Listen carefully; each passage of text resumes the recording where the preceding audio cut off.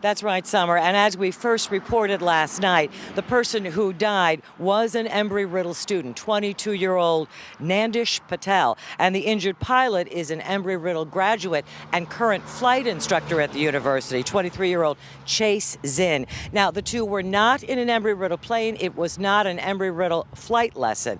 The two were in a plane owned by the pilot's family, taking off from an uncontrolled field. The Cessna came out of the fly-in on a flatbed trailer, the mangled metal a testament to the violent crash shortly after takeoff.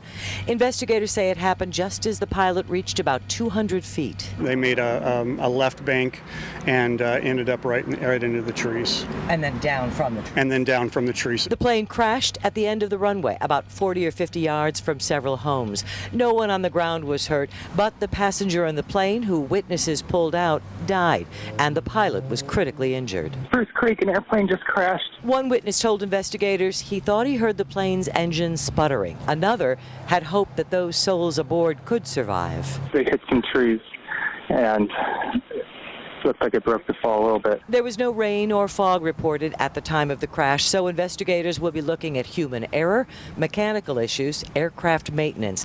They have recovered but not yet gone through the maintenance logs. On first glance, however, the NTSB spokesman said the 1946 airplane appeared to have been well tended to. Usually when an engine and an airframe looks that good, then usually the maintenance is very well maintained. The NTSB is having the plane taken to a salvage yard in Jacksonville, where inspectors can take it completely apart, look at everything that possibly could have gone wrong if, in fact, the crash occurred as a result of some mechanical issue.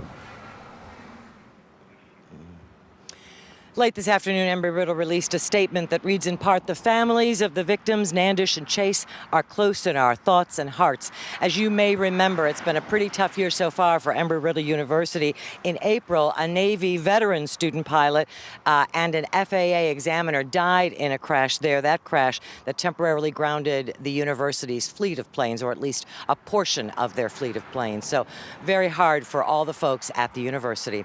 And of course, the family and friends of these gentlemen that were injured and one who died. We're live near Port Orange, Volusia County. Claire Metz, WESH 2 News.